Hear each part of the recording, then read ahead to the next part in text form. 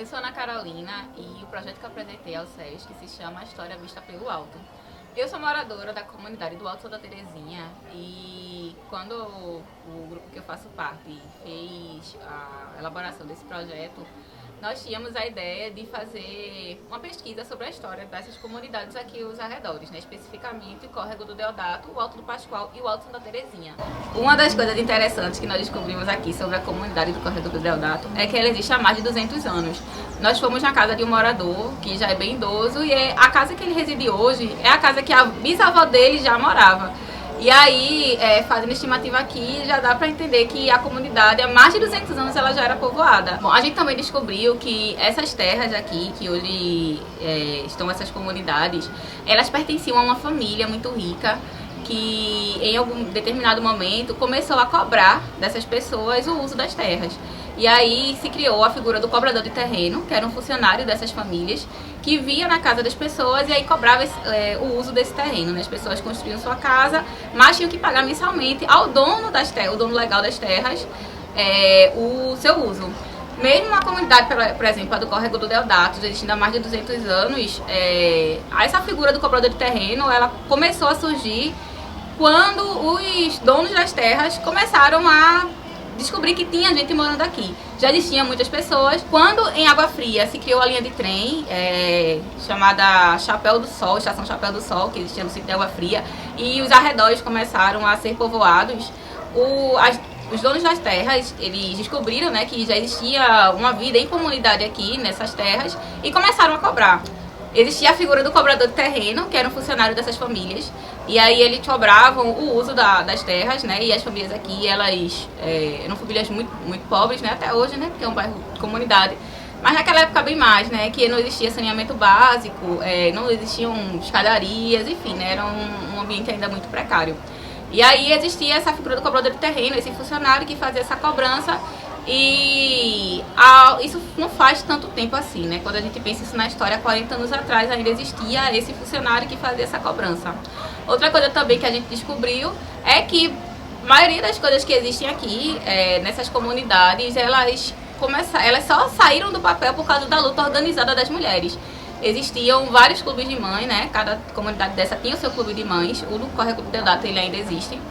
E as coisas que nós temos aqui hoje, por exemplo, posto de saúde, escadaria, asfalto na rua, tudo isso que nós temos hoje se deu porque as mulheres se juntaram, se organizaram e lutaram por essas melhorias lá atrás. Foi outra coisa bem interessante que a gente descobriu, né? Porque em contrapartida, né, a cobrança de terreno e da comunidade, e a comunidade bastante precarizada, a comunidade também resistiu, se organizou e lutou por melhorias nesses locais. Esse conflito entre os moradores aqui dessas comunidades e a família que é dona desse local, né, do cartório, em 1970 a comunidade do Córrego do Deodato, ela se uniu para comprar o terreno, junto da Associação dos Moradores, né, os moradores se juntaram, fizeram uma poupança e foram comprar esse terreno, mas aí acabou que houveram alguns conflitos nesse meio tempo. Não conseguiram, mas houve a desapropriação dessas terras.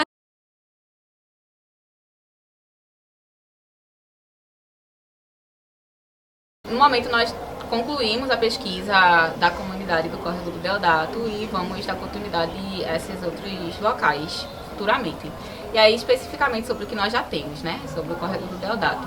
Nós descobrimos algumas coisas bem interessantes, por exemplo, de que esse local ele já é povoado há mais de 200 anos. Nós fomos na casa de um morador que já é bem idoso e a casa que ele reside é a casa que já era da bisavó dele. Ou seja, assim, a gente já consegue ter uma estimativa de que esse local aqui há 200 anos já existiam pessoas vivendo aqui, construindo suas casas e criando seus filhos e tudo mais.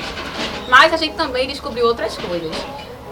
Por exemplo, a gente descobriu que existia aqui a figura de um cobrador de terreno, que era um funcionário de uma família, né, que legalmente era dona desse espaço aqui e fazia a cobrança do uso do solo. Ou seja, as pessoas que tinham aqui suas casas construídas, elas tinham que pagar mensalmente a esse funcionário a taxa referente ao uso desse terreno. e elas não eram donas das suas casas, né? Elas tinham suas casas construídas ali, mas o terreno em si pertencia a uma família. E aí esse conflito, né, entre os moradores e essa família, ela durou por vários anos, e teve fim com a desapropriação desse terreno. Outra coisa também assim, interessante que a gente descobriu é que a maioria das coisas que existem hoje aqui nessa comunidade saiu do papel por causa da luta organizada das mulheres. O Clube de Mães Tia Regina, ele já existe há quase 50 anos aqui, e as mulheres se organizavam nesse Clube de Mães, ele ainda existe. As mulheres se organizavam nesse Clube de Mães, e aí juntas elas reivindicaram, por exemplo, a construção de uma escola, o calçamento da rua, a construção de escadarias, a contenção de barreiras, enfim, né? Várias das vitórias e das coisas que a gente usufrui hoje na comunidade, elas existem hoje porque as mulheres se organizaram lá atrás e lutaram, né, lutaram para conseguir essas coisas. Durante a pesquisa, a gente conseguiu várias fotos antigas da comunidade, fotos bem interessantes de locais que eu sou nascida e criada aqui, né? Então, era uma visão da comunidade que eu não tinha, não sabia que era daquele jeito, então foi um processo bem interessante, né? Fazer essa coleta de materiais. A gente também fez a pesquisa em sites de jornais antigos, e aí a gente pesquisou o termo-chave, o nome da comunidade, e aí a gente também fez essa coleta de reportagens e mostramos aos moradores para ver se eles lembravam daqueles acontecimentos. E também fizemos uma pesquisa documental, né? A gente viu os documentos da casa, e aí fomos montando esse quebra-cabeça de como foi que esse terreno ele foi parar na mão daquela família que se dizia dona, e como é que está sendo hoje o status jurídico mesmo da posse dos moradores sobre suas casas. Quem mora em comunidade, quando a gente vai pensar na visão que se tem, sempre é uma visão muito violenta, né? Quando a gente se vê na televisão, é sempre sobre algum crime que aconteceu, algum fulaninho que foi preso, alguma barreira que caiu. A gente não vê coisas boas sendo ditas sobre a gente.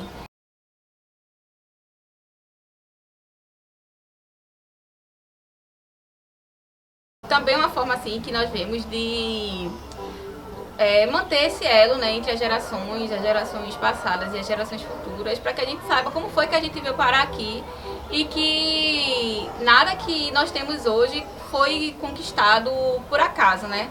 Então, há uma história por trás, uma história de luta e de resistência. E a gente manter viva essa memória de como foi que nós conquistamos as coisas é um gás para que a gente consiga coisas futuras também. Um dos principais objetivos desse projeto é fazer esse registro da história da comunidade a partir de quem viveu, né? A partir de quem construiu essa história. E a partir dessa pesquisa documental, das fotografias dos moradores, dos seus relatos, a gente vai construir um site para ter um local onde a própria comunidade possa acessar, né? Porque existe essa dificuldade em locais onde a gente consiga nos ver de forma positiva. Então, nós vamos, ao término desse projeto, nós vamos fazer a criação desse site e vamos fazer essa divulgação nas redes sociais e também dentro da comunidade.